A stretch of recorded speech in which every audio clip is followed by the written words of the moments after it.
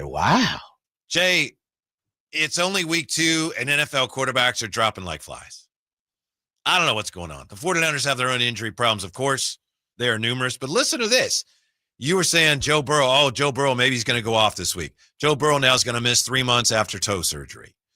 Jaden Daniels sprained his left knee Thursday, may not play Sunday against the Raiders. Yeah. Justin Fields is in concussion protocol, so Tyrod Taylor may start next week for the Jets.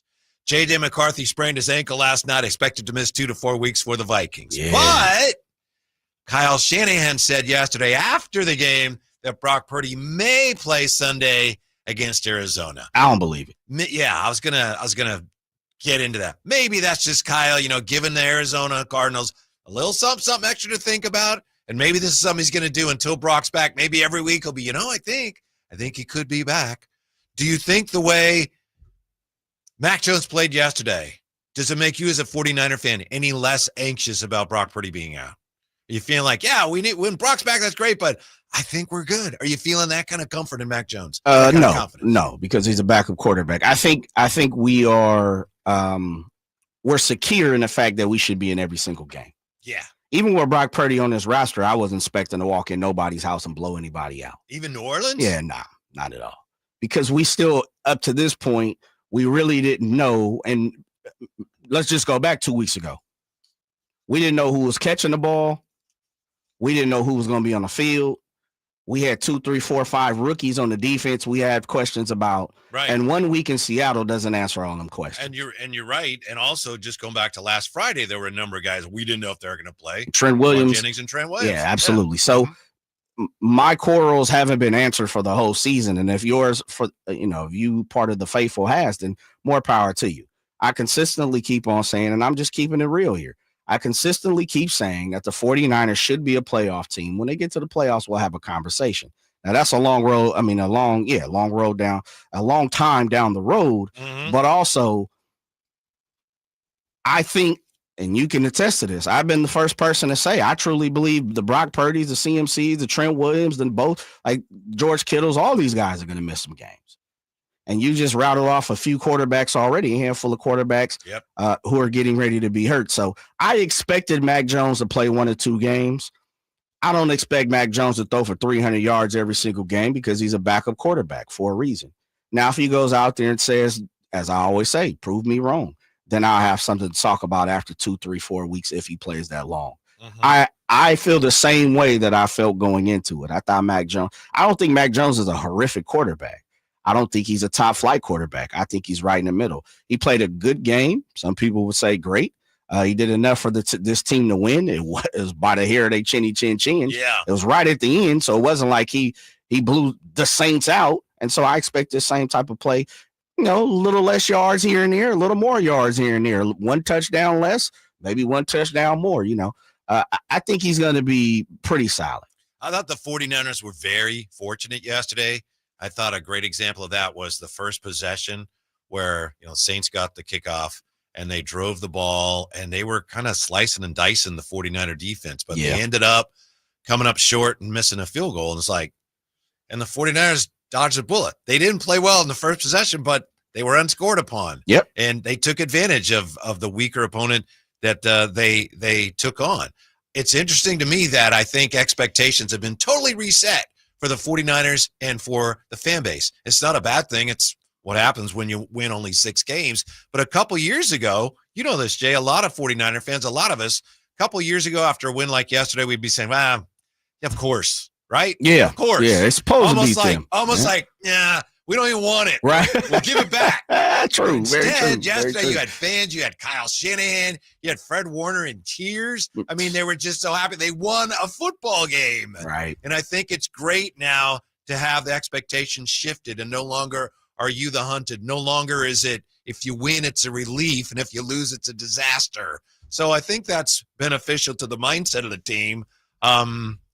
But it's going to hinge, a lot of it's going to hinge on the young defense. And I thought it was interesting also, Robert Saleh making some adjustments there with some of his alignments to compensate for the fact that some of the youngsters maybe are not as reliable as they would like them to be just yet. Yeah, well, I think it was the play. It was the play of Upton Stout early in the game. It was the play of Marcus Siegel early in the game where, They got beat a few times. Yeah. They got used a little bit. And you Right. could see Robert Saleh, as you said, start to adjust. I think they went to a 4-2-5 a couple times. It looked that way because Yeah. you didn't really see Gifford come out too much when it comes the third linebacker. Yeah. Maybe I should say the fourth linebacker, but he's slated on the depth chart as the third starting linebacker. You didn't see him at all. I mean, it was almost, was he hurt? I had to go back and triple check to see if there was anything that I hadn't heard yet. You saw Pinnock jump into to the nickel a little bit. Of course, when Upton Style got banged up, but you saw him brought up a little bit. And as you said, you really started to see a few more blitzes come their way. And even the blitzes that didn't happen where they pulled out of it, you saw a couple of, as you said, alignments that looked like they were bringing it. Yeah. Also, the offensive line, at least by some played all right, man. Yeah. Nick Wagner on X. 49ers had a pass block win rate of 80.8%, fourth best among all teams playing yesterday. Their best as a team since the 2022 season finale in Las Vegas. So even though, Barch left in the first quarter, then you had Juszczyk with a concussion. Right. So the 49ers, it's not like, they're fine now. All those injuries are behind them. Nope. But here they are, 2-0, getting ready to play an Arizona team. I know I was one that said, they could be sneaky good this year. Arizona's 2-0, but it's not a very good 2-0. Bryce Young kind of lit them up late in that game. They won, but the 49ers are playing another vulnerable team this week. Well, I think we'll say that probably about 11 times this season. Yeah. Maybe 12, depending on, how the Rams play out, how the Cardinals play out, and we're already talking about they're vulnerable.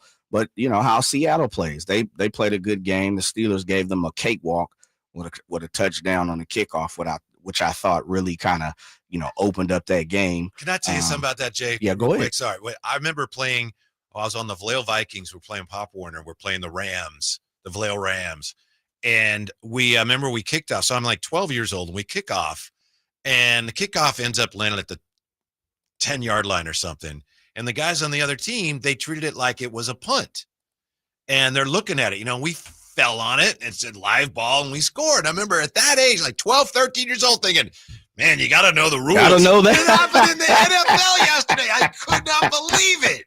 Well, I'm not making no excuses, but do we all have a firm grasp on kickoff rules just yet throughout the league? Maybe not, but obviously if you're not sure and the ball's laying there, go get it. Better pick it up. Yeah, you go get it. Yeah. But I also, again, not making an excuse for him. That's almost, Pop Warner 101. The ball is there, you jump on it. Yeah. Especially if it's a live ball. Yeah. And then the second part of it is I don't know if he expected it to go out of bounds or because he, it went through his hands. He looked back and was like, that's got a lot of pace on it. I'll be okay. I don't really know. And I didn't take the time to look at the post game to see if he had a conversation about it. I'm pretty sure they dropped about 62 mics in front of his face.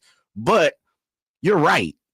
A kickoff is a kickoff. Right. And until I know that 100% sure, goes 10 yards, man, it's anybody's ball. You better go get it. Yeah. But the NFL's been pretty confusing with some of these kickoff rules. Got to land in the zone. That didn't, like, even one of the Saints kickoffs this past week, kicked it off, and it didn't land in the proper zone, so it was a flag. It's like, what? I don't even understand that. Short of landing zone. Yeah, it's just so much going on with these kickoffs that I can understand how one could be confused. And honestly, you probably put that on the coach, don't you? The special teams coach and maybe the head teams coach. Fella, we have to know what's going on here. Yes. That's something I shouldn't say it after they won, but that's something you'd expect out of 49ers fans. But even they contribute.